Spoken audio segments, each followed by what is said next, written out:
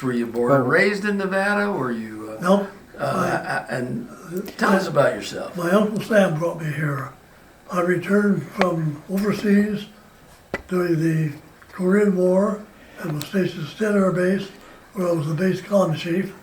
And I got my honorable discharge there, and I went to work for Nevada Machinery and Electric doing TV repair. And a few months, 6 months later, I went to work for Buster Brannon, a former past president of Sparks Rotary, as a TV and alarm technician. I joined Rotary in 1964, and when it was founded, I was just graduated from high school. I'll be darned. Yeah. And the year was? And that year was 1948. 1948. Yeah. That's the founding year of Sparks Rotary. And who was your sponsor back then? Carl Shelley. Carl Shelley is well known for many things. Probably recommended me for Rotary was not one of them. But I was so pleased with him that after he passed away, I let the Rotary Club cut my hair so I could raise money to establish a scholarship at TMCC in his name. That's right. And I'm happy to say that it's still there, and it is self-funding and provides at least 2 or 3 scholarships every year to deserving students. You know, back then, as we have this year in our Rotary Club, and Paul Kaplan has established one of our projects as 75 projects for 75 years. And Rotary has been known for its projects and the things we do for the community. We're proud of that. Can you remember some of the projects you were involved in back then? Of course, the one I'm most proud of was the one that I take some credit, but Mike Hicks is really the driving force. My wife and one of the things we Rotary did, we read to 3rd grade students. And I read an article in the Wall Street Journal that a lady teacher back in the Carolinas gave dictionaries to every one of her 3rd grade students. And I thought, what a neat thing to do. And so I said to my wife, why don't we do that? And she said, okay. So we went to the bookstore, and I found out they had 32 students or 33 students in the class. And I went to the bookstore, and they didn't have that many. But I bought all they had, and then they called a competitor, Walden's, and Bookstore. got them to reserve another batch for me. And Peggy and I bought those, and I handed them out. And the teacher was so pleased, and she said, well, George, what about the other 2 classes? I said, well, I hadn't, considered that, because I was buying those myself. And, $7.50 a piece doesn't sound too bad. Well, And I said, well, let me think about that. Let me talk, maybe the club will be nice to do that. And I said, I called Mike Hicks. And Mike Hicks grabbed it and ran and got the school board involved and all that.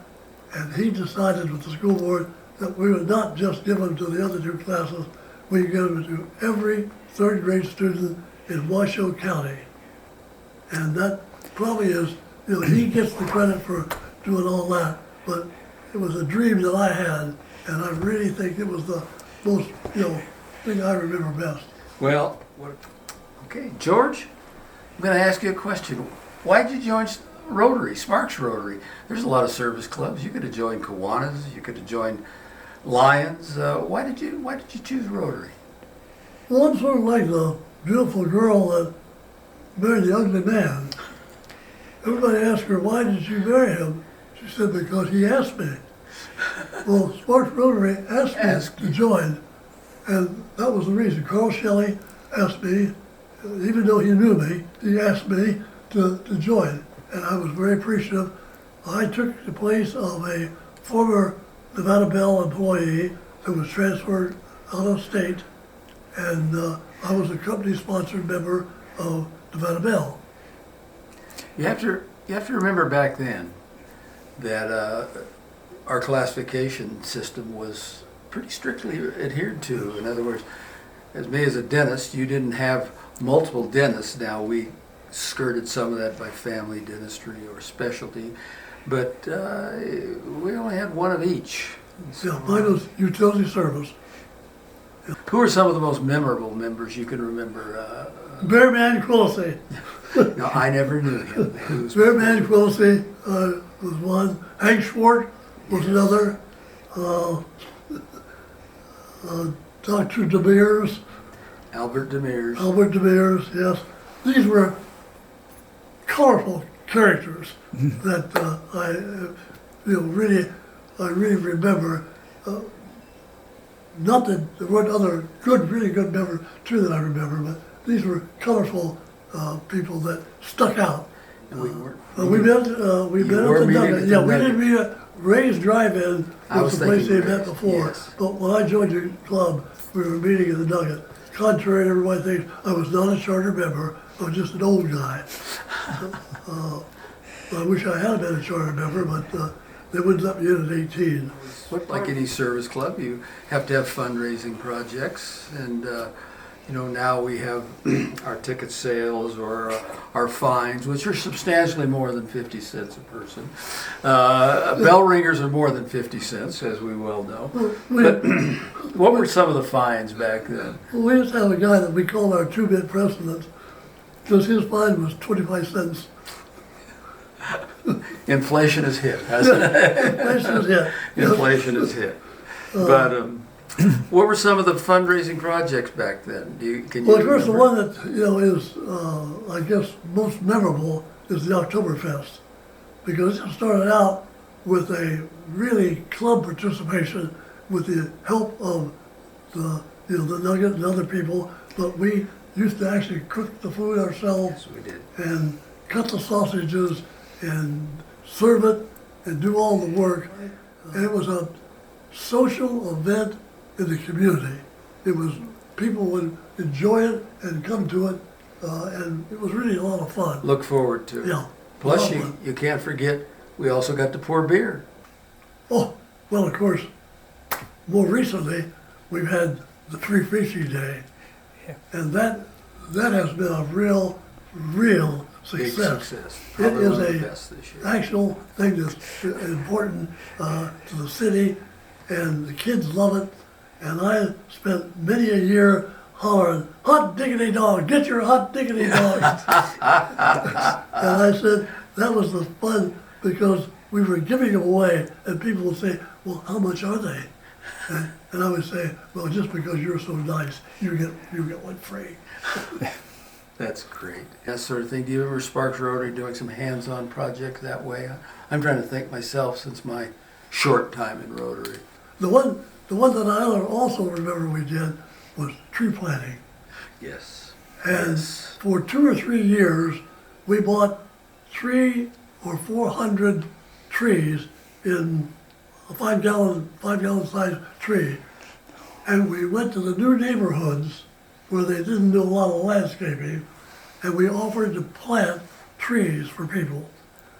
That was really more fun than anything, to see the look on people's face when you knock on the door and you say, "Hi, I'm from Sparks Rotary, and as a community project, we're planting trees in the neighborhood. Would you like us to plant a tree in your yard? I did not Well, realize that. That is how- great. Yeah. How much is it?" I said, "Oh, it don't cost, it's free." And this lady called back into the house, "Honey, there's a guy here who wants to plant a tree in our front yard for free. Do it, do it." It was a joy. And I believe we, as most everybody knows, Carl Shelley Park was built, funded, designed, well, pretty much designed by Rotarians, and I believe we planted trees during the initial construction phase of that during 1977. So there's a hands-on project. The other thing that I want to mention was not at the time White was brought up, was an all-male organization. The bylaws and the rules said that it was for men only. And there was a little movement going on, and I really felt very strongly about women should be admitted. And I used to say it sometimes in the club, and I would introduce a guest from out of state, and I would ask him beforehand, do you have any women in your club? And if they did, I would announce that he's from a club that has women in their club.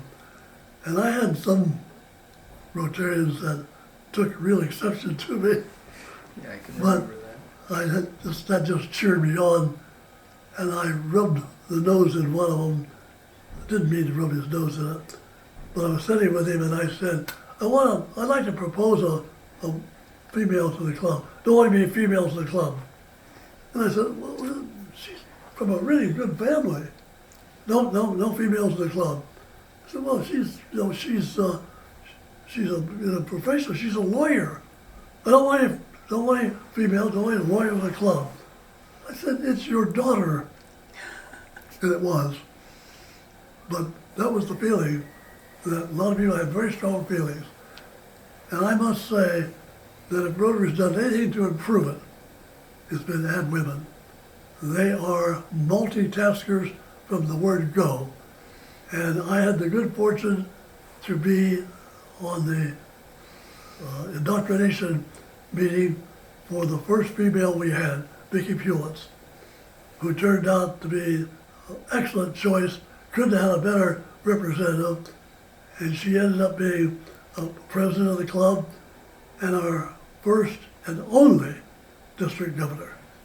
So women have added appreciably to Rotary, and I think Rotary has improved itself, and we improved the community by doing that.